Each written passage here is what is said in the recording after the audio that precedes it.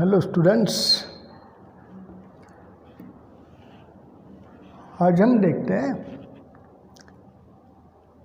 Maharashtra state board class 12th physics का part देखते हैं इलेक्ट्रोस्टैटिक्स।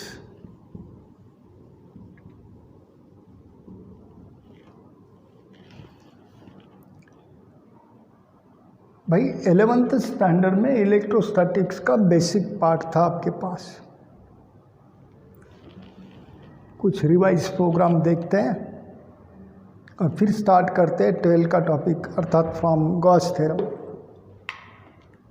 तो इलेक्ट्रोस्टैटिक में फर्स्ट कॉन्सेप्ट आप पढ़ते हैं what is mean by charge. अब सबको पता है an entity which produces its influence there, अर्थात influence surrounding। Types of charges भी आपको पता है, पॉजिटिव चार्ज, नेगेटिव चार्ज, इनके प्रॉपर्टीज भी पता है। Like charges attract each other, dislike charges attract each other, like charges repel each other.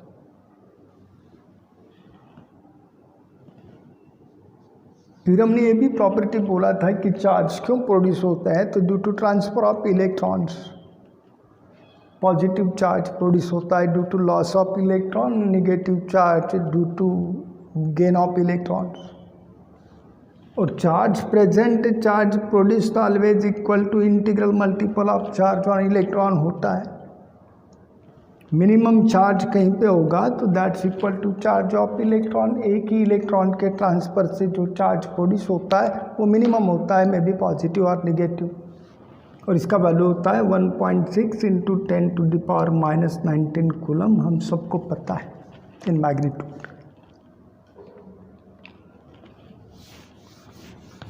बाद में हमने बात करे थे static charge, charge which one at rest, फिर वो कितना भी होगा वो स्टैटिक चार्ज होता है। And if accumulated at a point तो पॉइंट चार्ज होता है। तो ये चार्ज पॉइंट चार्ज भी है, स्टैटिक भी है, तो इसको पॉइंट स्टैटिक चार्ज बोलोगे। क्लियर? और मेरे पास एक पॉइंट स्टैटिक चार्ज है ऑफ मैग्नीट्यूड Q1 कूलम, में भी पॉजिटिव और नेगेटिव। और दूसरा एक चार्ज है point static charge of magnitude Q2 coulomb, और वो भी सपोज पॉजिटिव है, तो surely they repel each other.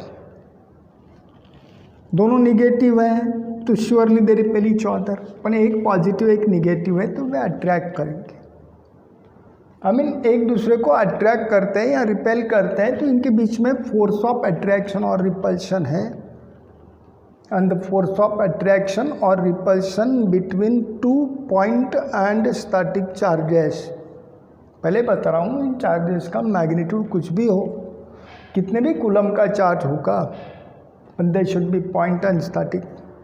The force of attraction between two point and static charges, the force of attraction or repulsion between two point and static charges is called as electrostatic force. And the magnitude of electrostatic force is given by Coulomb's law, हम सबको पता है। और statement of Coulomb's law भी आपके पास है कि भाई मेरे पास एक पॉइंट स्टैटिक चार्ज है of magnitude Q1, another of magnitude Q2 coulomb, और दोनों के बीच में सेपरेशन होगा R। तो द फोर्स ऑफ अट्रैक्शन और repulsion between this two point static charges is called as electrostatic force. Coulomb law state करता है the electrostatic force directly proportional to product of magnitudes of the charges, and the force is inversely proportional to square of distance between them. That is F equal proportional to Q1 Q2 upon R square. Therefore that F equal to some constant of proportionality into Q1 Q2 upon R square. That constant of proportionality introduced by coulomb, हम सबको पता था। और ये दोनों point charges अगर आपके air में है या वैक्यूम में है, जिसको फ्री स्पेस बोला जाता है, तो इस कांस्टेंट का वैल्यू हम लिखते हैं 1/4 पाई इप्सिलॉन नॉट। अब सबको पता है इस इप्सिलॉन नॉट को बोलते हैं परमिटिविटी ऑफ फ्री स्पेस, अर्थात एयर और वैक्यूम। और इसका वैल्यू होता है 1/4 pi epsilon naught equal to 9 × 10⁹ in SI units. Clear? तो ये होता है इलेक्ट्रोस्टैटिक फोर्स ऑफ अट्रैक्शन और repulsion between two point static charges. दोनों चार्जेस पॉइंट पे होने चाहिए, फिर कितने भी मैग्नीट्यूड के होंगे, पर at a point and rest में होने चाहिए। And the force of attraction और repulsion between two point and static charges is given by Coulomb's law. और ये होता है electrostatic force between this two point and static charges, हम सबको पता है। 11 के कॉपीज निकालो और ये बेसिक प्रोग्राम देख के रखो।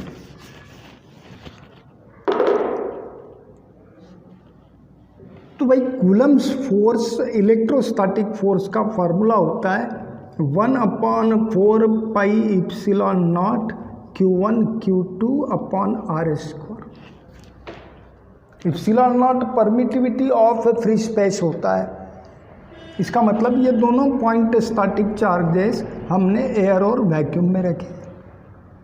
और कोई दूसरा मीडियम अगर आप यूज करते हैं तो उसका परमिटिविटी जनरली इप्सिलॉन से रिप्रेजेंट करते हैं।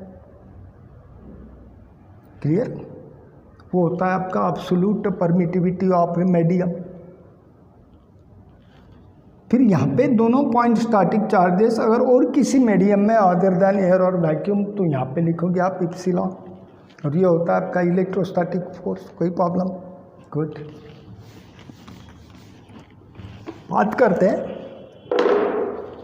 कोई पॉइंट स्टैटिक चार्ज होगा आपके पास Q कूलम का, नेचर में पॉजिटिव होगा या निगेटिव होगा, वाटर में भी। मेरी बात ध्यान में आ रही है? अब ये पॉजिटिव चार्ज और किसी पॉजिटिव चार्ज को रिपेल करेगा। तो इसके बाजू में मैंने कोई पॉजिटिव चार्ज रखा होगा मैग्नीट्यूड Q0, जिसको मैं टेस्ट चार्ज बोलता हूँ, और इनके बीच में का सेपरेशन सो मिनिमम है। तो ये पॉजिटिव चार्ज इस पॉजिटिव चार्ज को पक्के में रिपेल करेगा, और फोर्स ऑफ रिपल्शन और attraction inversely proportional to square of distance of separation होता है। एज R का वैल्यू मिनिमम है तो फोर्स ऑफ रिपल्शन मैक्सिमम होगा, इसको स्ट्रांगली रिपेल करेगा। टेस्ट चार्ज का डिस्टेंस थोड़ा सा इंक्रीज कर दो, R का वैल्यू इंक्रीज हुआ तो फोर्स का मैग्नीट्यूड डिक्रीज हुआ। अगेन टेस्ट चार्ज, उसका distance from this point static charge थोड़ा सा इंक्रीज कर दो, R का वैल्यू इंक्रीज हुआ तो फोर्स अगेन डिक्रीज हुआ। तो इस टेस्ट चार्ज को मैं ऐसे डिस्प्लेस करता हूँ लास्टली यहाँ तक सपोज, तो R का वैल्यू बढ़ते बढ़ते गया, और with increase in R force का वैल्यू डिक्रीज हो चुका है, अर्थात इनवर्स स्क्वायर लॉ ओबे करता है। और इतने R के लिए force of repulsion exerted by this positive charge on test positive charge so minimum है, और उसके बाद में उसको थोड़ा सा डिस्प्लेस करता हूँ तो अब फोर्स ऑफ अट्रैक्शन का वैल्यू या रिपल्शन का वैल्यू 0 है। मतलब ये इसको आप अट्रैक्ट भी नहीं करेगा, रिपेल भी नहीं करेगा। तो एटमोस्ट इतने डिस्टेंस के चार्ज को एक तो अट्रैक्ट करता है या रिपेल करता है, यहाँ पे रिपेल कर रहा है। इसका मतलब इसका जो इन्फ्लुएंस है टू अट्रैक्ट और repel to another charge, at most इतने डिस्टेंस तक वर्कआउट करता है। इसके बाद में अब दूर उसके बाजू में कोई चार्ज रखो, डिस्टेंस ऑफ सेपरेशन इंक्रीज करो तो वो अट्रैक्ट भी नहीं करता है, रिपेल भी नहीं करता है।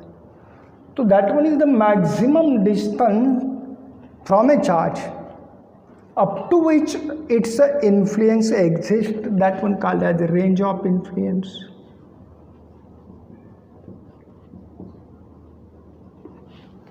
क्लियर? तो what is mean by range of influence? The maximum distance from a point static charge, या चार्ज बोल दो simply, up to which its influence exist, that one called as range of influence. तो इधर are इतना range है इस charge का, ये तो टेस्ट चार्ज था, इधर भी उतने ही डिस्टेंस पे उसका रेंज होगा, उतना ही रेंज होगा, इधर भी उतना ही होगा, इधर भी होगा, फ्रॉम ऑल द डायरेक्शन। तो इसके सराउंडिंग एक स्पेरिकल रीजन होगा जिसका radius equal to range of influence होगा,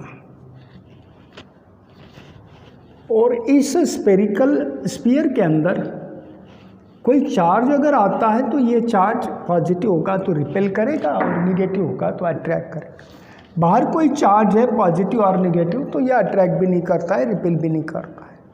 तो इसका मतलब spherical region surrounding the charge, उसके अंदर ही उसका इन्फ्लुएंस है। तो the region surrounding a charge in which its influence there, that one called as electric field surrounding a charge.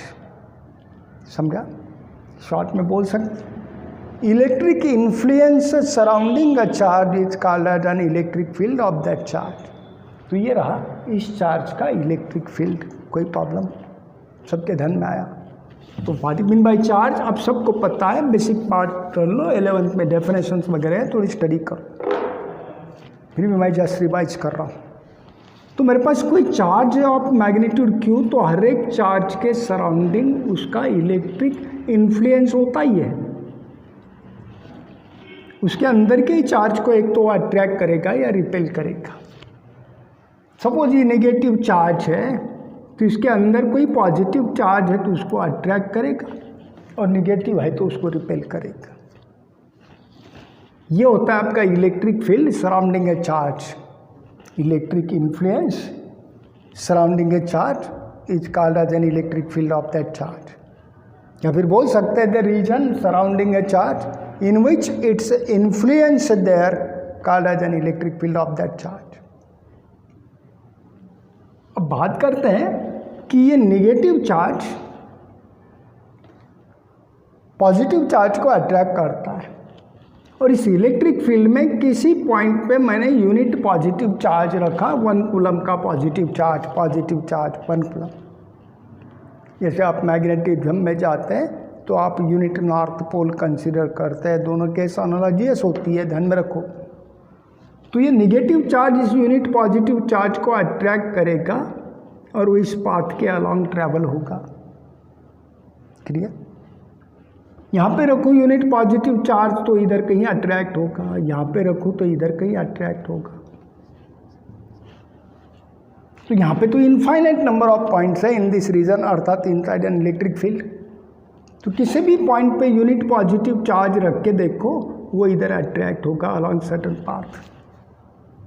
तो that path traced by unit positive charge when placed at a point in an electric field called as electric line of a force. तो what do you mean by electric line of force?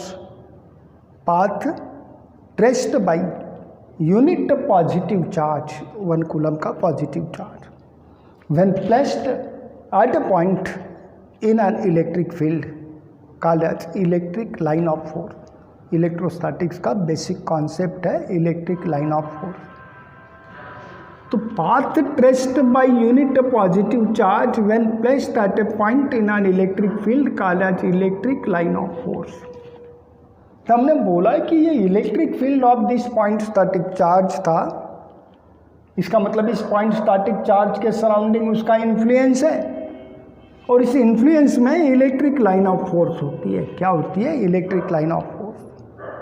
और बोला भी in definition, path traced by unit positive charge when placed at a point in an electric field is called as an electric line of force. तो मतलब ये electric line of force positive charge से start होता है और negative charge की तरफ travel होता है और वहाँ पे जाके टर्मिनेट होता है। Electric line of force start from positive charge, terminate at the negative charge, negative charge पे जाके टर्मिनेट हो जाती है। तो इलेक्ट्रिक लाइन ऑफ फोर्स का कॉन्सेप्ट ध्यान में आया होगा। कुछ उनके प्रॉपर्टीज भी आप बेसिक क्लासेस में पढ़े थे। मेरे पास कोई पॉजिटिवली चार्ज कंडक्टर है, इस पे पूरा पॉजिटिव चार्ज होगा,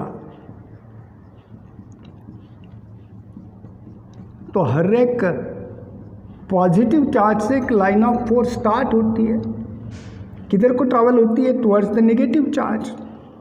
तो ये line of force negative charge की तरफ ट्रैवल होती है, जहाँ से ओरिजिनेट होती है नॉर्मली, और वे ट्रैवल होती है outward the conductor, not inward. फिर बाहर कोई भी मीडियम होगा, may be insulator, when they travel outward the conductor, not inward। और हमको ये भी पता है हर एक लाइन ऑफ फोर्स जहाँ से स्टार्ट होती है नॉर्मल टू द सरफेस, उनके पास एक टेंडेंसी होती है to increase the distance of separation between them, और उनके पास और एक टेंडेंसी होती है to contract along the length. Properties of line of force basic classes के पढ़ लो। ये होती है आपकी इलेक्ट्रिक लाइन्स ऑफ फोर्स। बात करते हैं इलेक्ट्रिक ट्यूब्स ऑफ फोर्स। अब मैं समझाऊंगा, पर बेसिकली एक प्रोग्राम देख लो। मेरे पास कोई पॉजिटिवली चार्ज कंडक्टर है,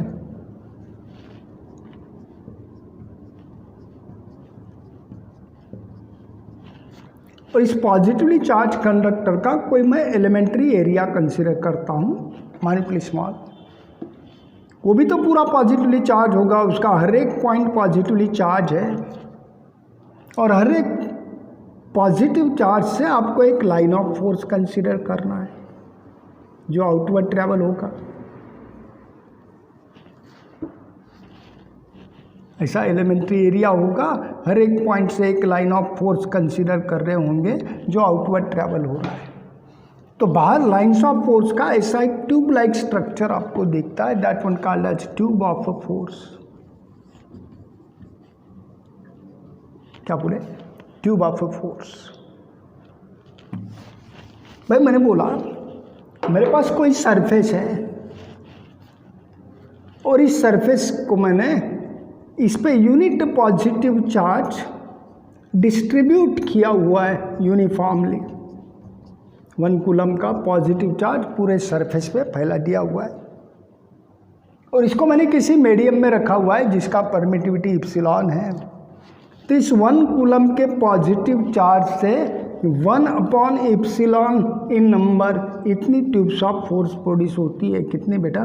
1 epsilon.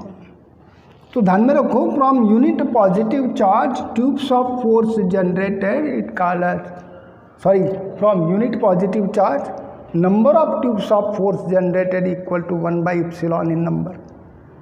From unit positive charge number of tubes of force generated equal to 1 epsilon, where epsilon is the permittivity of a medium in which this charge placed।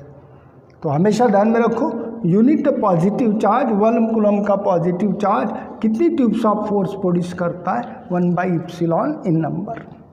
कोई problem? और ये 1 epsilon tubes of force जो unit positive charge ने produce कर रखी है, उनको अगर आप कलेक्ट करते हैं टुगेदर तो एक टोटल ट्यूब फॉर्म होता है, उसको बोलते हैं ट्यूब ऑफ इंडक्शन। क्या बोलोगे बेटे? Tube of induction.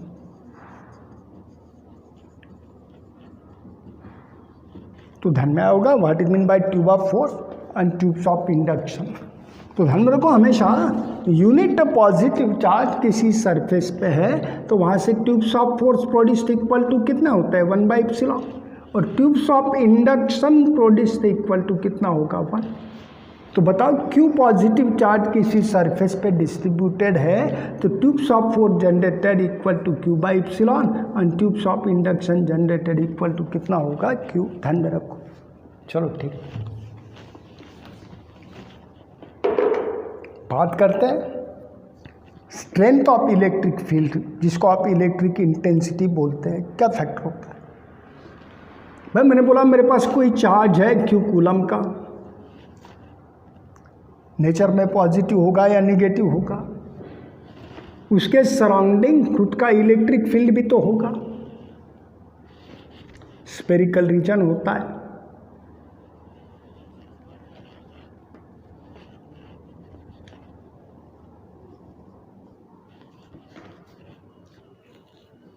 अब हमको बताओ,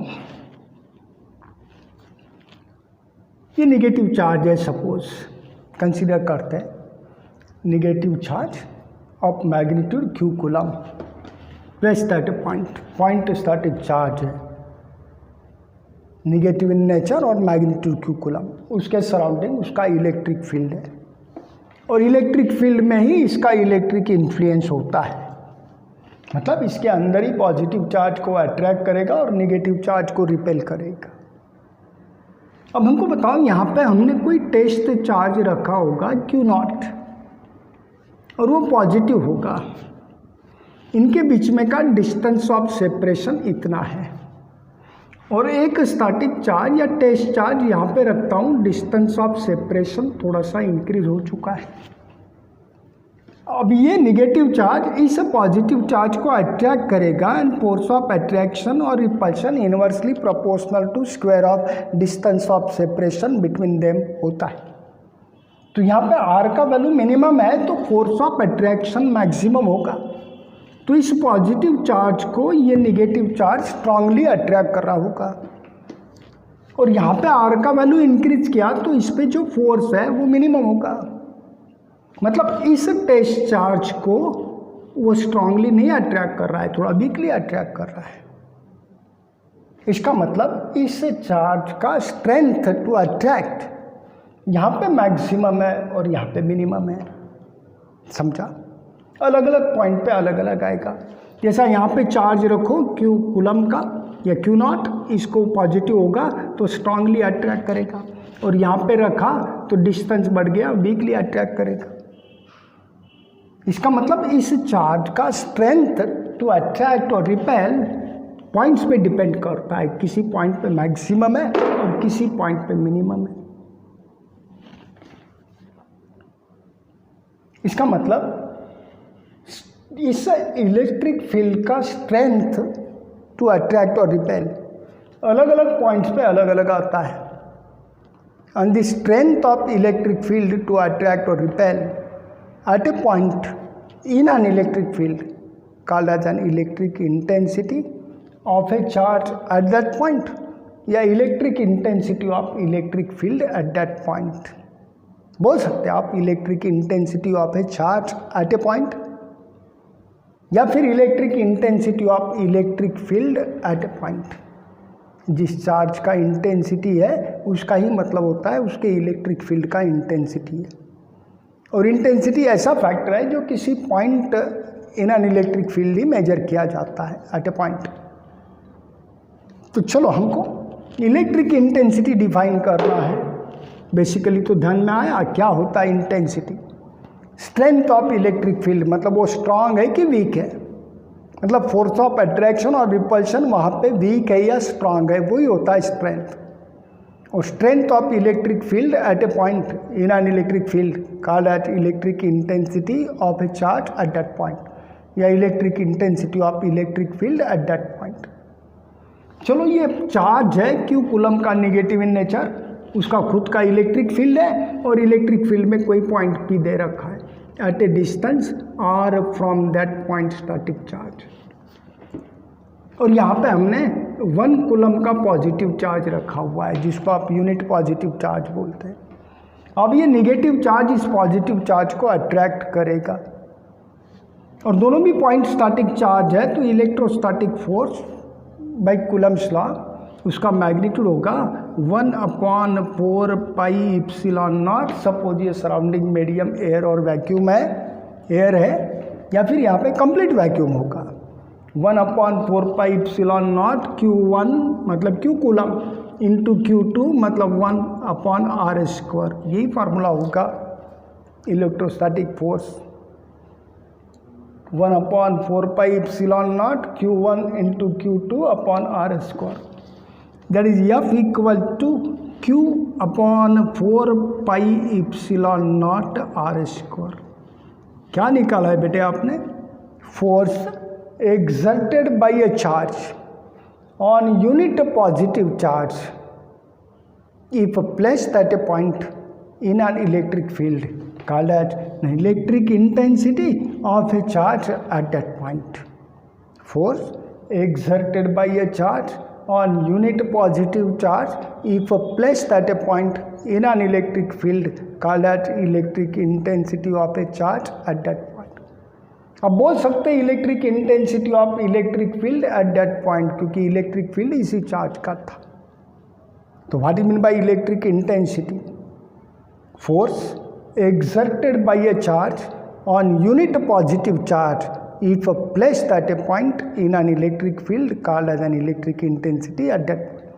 किसी पॉइंट का इलेक्ट्रिक इंटेंसिटी आपको फाइंड आउट करना है तो वहाँ पे आप यूनिट पॉजिटिव चार्ज रख दो, और वो यूनिट पॉजिटिव चार्ज कितना फोर्स एक्सपीरियंस करता है निकालो, वही होता है इंटेंसिटी एट दैट पॉइंट. तो ये था force experienced by unit positive charge, अर्थात force per unit positive charge, that one called as intensity. तो मैंने बोला सपोज यहाँ पे मैंने पॉइंट पी पे क्यू इतना चार्ज रखा, और क्यू चार्ज अगर एफ इतना फोर्स एक्सपीरियंस करता है तो यूनिट पॉजिटिव चार्ज कितना फोर्स एक्सपीरियंस करेगा? F by Q. and that force experienced by unit positive charge called as an intensity at that point. तो इलेक्ट्रिक इंटेंसिटी का और एक मेरे फॉर्म बनता है E equal to F by Q. आप शॉर्ट बोल सकते हैं force per unit positive charge, force per unit positive charge. यूँ तो भी बोला ही है, force experienced by unit positive charge placed at a point is called as an electric intensity at that point. तो ये होता है intensity F by Q. Force measure करते हैं न्यूटन, चार्ज मेजर करते हैं कूलम. तो इलेक्ट्रिक इंटेंसिटी का यूनिट आता है न्यूटन पर कूलम. अर्थात सबको पता है ये वेक्टर क्वांटिटी है, फोर्स ही था, force per unit positive charge, force acting on unit positive charge, vector quantity है, उसको डायरेक्शन होती है. अब इंटेंसिटी इस चार्ज का है, निगेटिव चार्ज इसको अट्रैक्ट कर रहा है तो इंटेंसिटी का डायरेक्शन टुवर्ड्स होगा, और ये पॉजिटिव चार्ज होगा तो इसको पक्के में रिपेल करेगा, क्योंकि आप force experienced by unit positive charge ही निकालते. तो यहाँ पे यूनिट पॉजिटिव चार्ज ही होगा, पॉजिटिव चार्ज उसको रिपेल करेगा तो ये force per unit positive charge outward होगा. तो ध्यान में रहे, intensity of positive charge outward the charge होता है और intensity of negative charge towards the charge होता है. और ये कॉन्सेप्ट था आपका इंटेंसिटी का. Electric intensity of a charge at a point. तो electric intensity of a charge Q at a point at a distance R from it in an electric field form होता है 1/4 pi epsilon naught Q upon R square. आप बोल देते हैं Q/4 pi epsilon naught R square, या फिर बोलते हैं intensity equal to force per unit positive charge. Unit आता है newton per coulomb, it is a vector quantity. और intensity of positive charge towards the charge, intensity of negative charge, intensity of positive charge outward the charge, और intensity of negative charge towards the charge. ध्यान रखो. बात करते हैं electric potential at a point.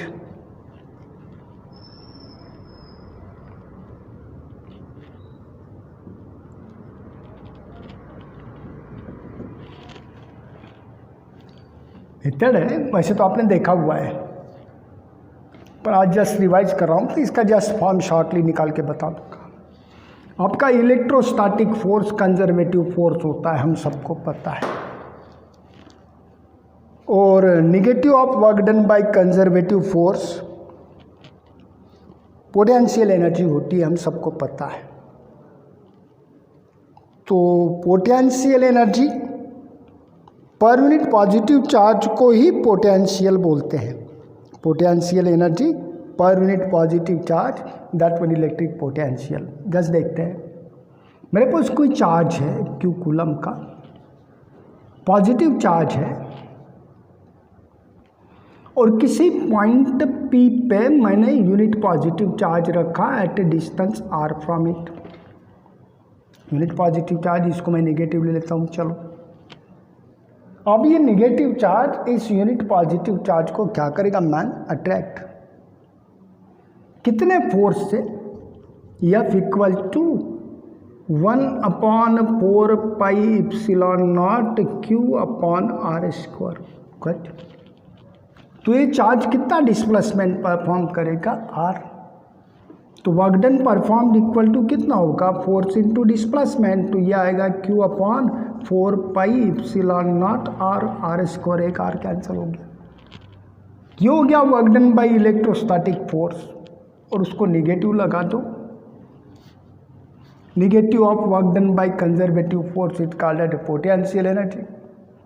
तो ये होता है potential energy of unit positive charge at that point, और इसको ही बोलते हैं इलेक्ट्रिक पोटेंशियल। और फार्मूला आता है -Q/4πε0। ऐसे तो डेफिनेशन है, amount of work done in displacing unit positive charge from infinity to a point in an electric field is called as an electric potential at that point. क्या बोले, amount of work done in displacing unit positive charge from infinity to a point in an electric field called as an electric potential at that point. पर मैंने तो इस charge का potential इस point पे निकाल के बता दिया, फार्मूला ध्यान में रखो, Q/4πε0r। निगेटिव चार्ज का पोटेंशियल निगेटिव होता है और पॉजिटिव चार्ज का potential at a point positive होता है। तो आपके पास इंटेंसिटी और पोटेंशियल दोनों के भी डेफिनेशन है और फॉर्म भी है। Intensity of point static charge at a point होता है 1/4πε0 Q/r², और पोटेंशियल एट ए पॉइंट होता है 1/4πε0 Q/r। पॉजिटिव चार्ज का इंटेंसिटी आउटवर्ड होता है, निगेटिव चार्ज का टुवर्ड्स होता है। निगेटिव चार्ज का पोटेंशियल निगेटिव होता है, पॉजिटिव चार्ज का पोटेंशियल पॉजिटिव होता है, ध्यान में रखो। अब पोटेंशियल का यूनिट क्या आता है, बोला ये amount of work done in displacing unit positive charge from infinity to a point in an electric field. तो ये work done per unit charge था, तो ये होगा work done per unit charge. Work done होता है जूल, चार्ज होता है कूलम, और जूल पर कूलम को आप वोल्ट बोलते हैं। तो इलेक्ट्रिक पोटेंशियल का यूनिट आता है वोल्ट, ध्यान में रखो। तो ये कुछ बेसिक बातें थी। What is mean by charge, electric field of a charge, electric line of force, electric tube of force, electric tube of induction, electric intensity at a point in an electric field, electric potential at a point in an electric field। अब बात करते हैं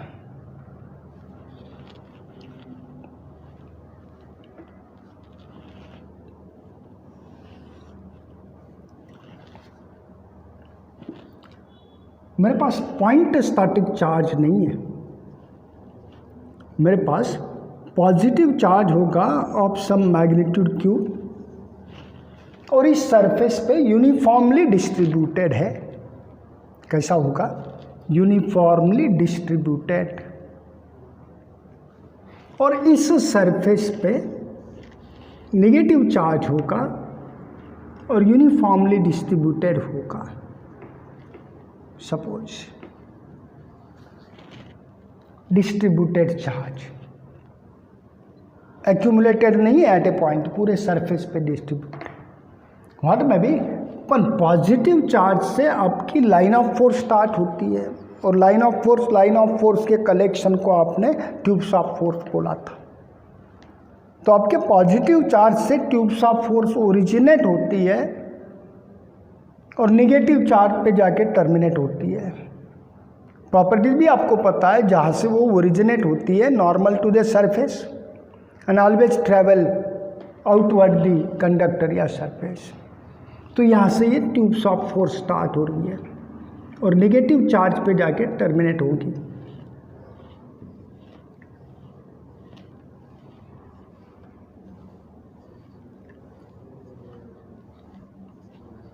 और इस reason में electric lines of force, electric tubes of force है, इसका मतलब ये electric field of a charge हो गया।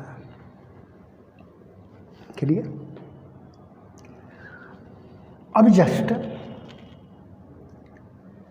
यहाँ पे इलेक्ट्रोस्टैटिक फोर्स के फंडामेंटल बाय कूलम्स लॉ नहीं अप्लाई कर सकते, और हमने बोला ये electric field of this charge है, और इलेक्ट्रिक फील्ड के हर एक पॉइंट पे उसका स्ट्रेंथ होता है, यानी कि electric intensity at that point होता है। तो इस पॉइंट P पे हमको इलेक्ट्रिक इंटेंसिटी डिफाइन करना है, तो यहाँ पे क्या डिफाइन करते हैं, तो उस पॉइंट P के सराउंडिंग कोई एरिया कंसीडर करो ds in an electric field. ध्यान में रखो, इधर चार्ज है, इस सरफेस पे चार्ज है, और बीच में जो रीजन है वो इलेक्ट्रिक फील्ड हो गया। उसमें कोई सरफेस कंसीडर करो सराउंडिंग ए पॉइंट P, जहाँ का आपको इंटेंसिटी फाइंड आउट करना, और इस एरिया ds का जो सरफेस है उसमें से कितनी tubes of force coming out हो रही है नॉर्मली, और जो tubes of force coming out होती है normally through the given surface in an electric field called as an electric flux. Flux nothing but tubes of force ही होती है। अपन कहाँ पे मेजर करती है, तो on any surface in an electric field. ये भी सरफेस नहीं होगा, ये भी नहीं होगा, कोई दूसरा ही सरफेस है जो इलेक्ट्रिक फील्ड के अंदर है, और उसमें से कितनी tubes of force coming out होती है normally called as an electric flux on that surface. जैसे यहाँ पे 1 2 3 4 दिख रही है, तो these are the electric flux on surface ds। जैसे यहाँ पे मैं नोट अप करूँगा इलेक्ट्रिक फ्लक्स मतलब tubes of force coming out normally through the given area surrounding a point d5 है। तो ds इतने एरिया में से कितनी tubes of force coming out होती है नॉर्मली, मतलब electric flux on that area ds that's equal to d5। तो यूनिट एरिया से कितनी tubes of force coming out होंगी बेटे normally d5 by ds, and that one called as an electric intensity at a point. Number of tubes of force coming out normally through the unit area surrounding a point, ये बेटा electric flux on unit area हो गया, क्योंकि ds इतने area पे कितनी flux थी d5। Flux तो ध्यान में आया ना, कोई चार्ज का इलेक्ट्रिक फील्ड है, इलेक्ट्रिक फील्ड में कोई एरिया है, कोई सरफेस है, और उसमें से जितनी tubes of force coming out होती है नॉर्मली जाके बाहर निकलती है, बट नॉर्मली उसको बोलते हैं electric flux on that surface. और यहाँ पे हमको पॉइंट P का इंटेंसिटी फाइंड आउट करना है, तो यहाँ पे डिस्ट्रीब्यूटेड चार्ज है तो कूलम्स लॉ नहीं अप्लाई कर सकता हूँ। पॉइंट स्टैटिक चार्ज का इंटेंसिटी मिलता है एट ए पॉइंट Q/4πε0r²। ये तो डिस्ट्रीब्यूटेड चार्ज है, उसका इंटेंसिटी फाइंड आउट करना है। तो उस पॉइंट P के सराउंडिंग कोई एरिया कंसिडर करो ds in an electric field, और इसमें से इतनी tubes of force coming out हो रही है नॉर्मली, उसको मैंने d5 बोला। तो ds इतने एरिया में से कितनी tubes of force coming out normally d5, तो यूनिट एरिया से कितनी होगी d5 बाई ds।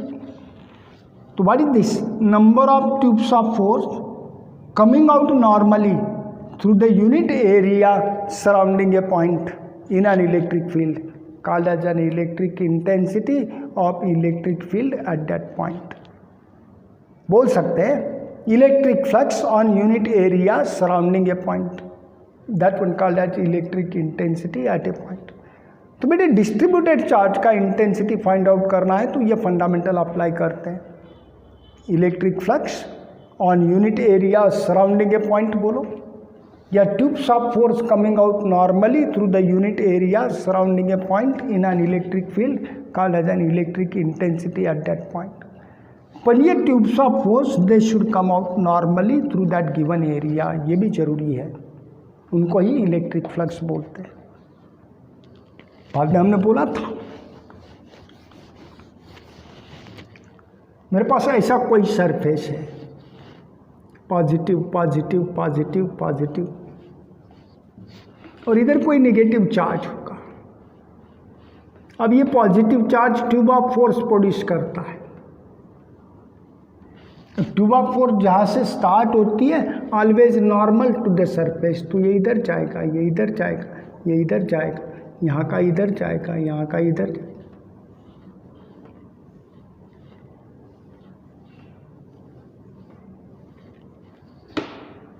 अब ये ट्यूब्स ऑफ फोर्स है, मतलब लाइंस ऑफ फोर्स का ही कलेक्शन है, तो ये आपका इलेक्ट्रिक फील्ड हो गया। और इस पॉइंट का हमको इंटेंसिटी फाइंड आउट करना है, तो इसके सराउंडिंग मैंने कोई एरिया कंसीडर किया ds।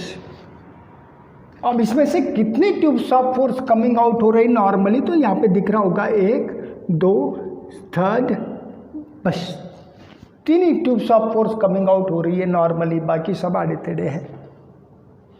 तो इतनी जो ट्यूब्स ऑफ फोर्स है कमिंग आउट नॉर्मली, उनको ही आप इलेक्ट्रिक फ्लक्स बोलोगे और denoted by d5।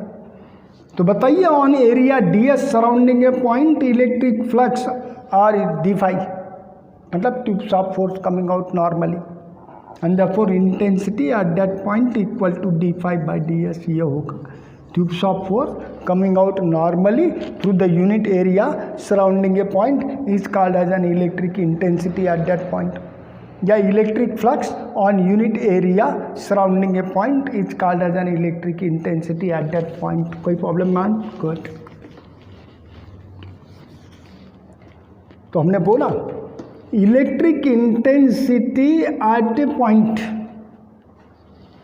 In an electric field E equal to d5 by ds, therefore d5 equal to E into ds। भाई d5 क्या होता है? Number of tubes of force coming out normally through the area ds। ds क्या होता है? Area surrounding to that point पे जहाँ का इंटेंसिटी E होगा। ध्यान में आया? अभी बोला कोई चार्ज है डिस्ट्रीब्यूटेड, निगेटिव चार्ज में भी electric line of force, electric tube of force ऐसे ही ट्रैवल होंगे। इसका मतलब ये इलेक्ट्रिक फील्ड है, और इलेक्ट्रिक फील्ड का कोई भी पॉइंट लीजिएगा वहाँ पे इलेक्ट्रिक फील्ड का स्ट्रेंथ होता ही है इंटेंसिटी, और ये intensity outward the positive charge होगा, इधर होगा इस पॉइंट पी का। कैसे कैलकुलेट करते हैं? तो उस पॉइंट पी के सराउंडिंग एरिया ds लेते हैं, उसमें से कितनी tubes of force coming out हो रही है नॉर्मली वो मेजर करते हैं, d5 बोलो। फिर on area ds flux equal to d5, मतलब tubes of force coming out normally through that area ds। तो per unit area tubes of force coming out normally मतलब फ्लक्स होंगे d5 बाई ds। तो ये कौन सा फैक्टर डिफाइन करा आपने? Electric flux on unit area surrounding a point in an electric field, that one called as electric intensity at that point, electric intensity of electric field at that point. ठीक है, और यही मैंने लिखा E equal to d5 by ds। ध्यान में आया होगा? तो हमको बताओ d5 इक्वल टू क्या होगा? E into ds। तो वाली d5 electric flux on area ds, और इलेक्ट्रिक फ्लक्स होती है tubes of force coming out normally. E क्या होता है? Electric intensity at a point, और ds क्या होता है? Area surrounding to that point ds। d5 होता है फ्लक्स ऑन एरिया ds, अर्थात tubes of force coming out normally through that area ds। E होता है इंटेंसिटी एट ए पॉइंट, और ds होता है area ds surrounding to that point. तो d5 flux on area ds, समझा? और ds क्या होता है? तो एरिया है सराउंडिंग टू दैट पॉइंट, और ये होता है इंटेंसिटी एट दैट पॉइंट। ध्यान में आया होगा? पर हमने बोला इलेक्ट्रिक इंटेंसिटी वेक्टर क्वांटिटी है, क्योंकि वो फोर्स था per unit positive charge, force per unit charge, और एरिया भी तो वेक्टर क्वांटिटी होता है, और एरिया वेक्टर का direction along the normal to that area होता है, हम सबको पता है। तो एरिया भी वेक्टर क्वांटिटी है, एरिया भी वेक्टर क्वांटिटी है, एरिया वेक्टर जिसको बोलते हैं, और दोनों का product number of tubes of force, number बोला स्केलर क्वांटिटी है, तो पक्के में दोनों का डॉट प्रोडक्ट होना चाहिए वेक्टर फॉर्म में। तो हम लिखते हैं electric flux on area ds that's equal to E bar dot ds bar. समझा? और हमको पता है dot product of two vector A bar dot B bar equal to magnitude of first magnitude of second into cosine of angle between them. A bar B bar और theta angle between them. तो ए bar dot B बार का definition आता है A B cos theta. तो यहाँ पे हमने लिखना होगा E D S into cos theta. ये होता है बेटा electric flux on area D S का general formula, D phi equal to E D S cos theta. भाई कोई एरिया डी एस है और इसका एरिया वेक्टर मतलब नॉर्मल होगा, और इस पॉइंट पी के सराउंडिंग एरिया डी एस था, वहाँ का इंटेंसिटी इस डायरेक्शन में होगा ई, और दोनों में एंगल थीटा है। तो इस सरफेस के इलेक्ट्रिक फ्लक्स यदि हमको फाइंड आउट करना है तो डी फाई का फार्मूला होता है E D S into cos theta. क्या होता है बेटे? E D S into cos theta. तो electric flux on area D S in an electric field find out करना है तो आपके पास फार्मूला होता है E D S cos theta. तो what is the intensity at a point surrounding to which area D S there, and theta angle between the area vector and electric intensity। यह होता है general formula to find electric flux on area ds। कोई problem ना?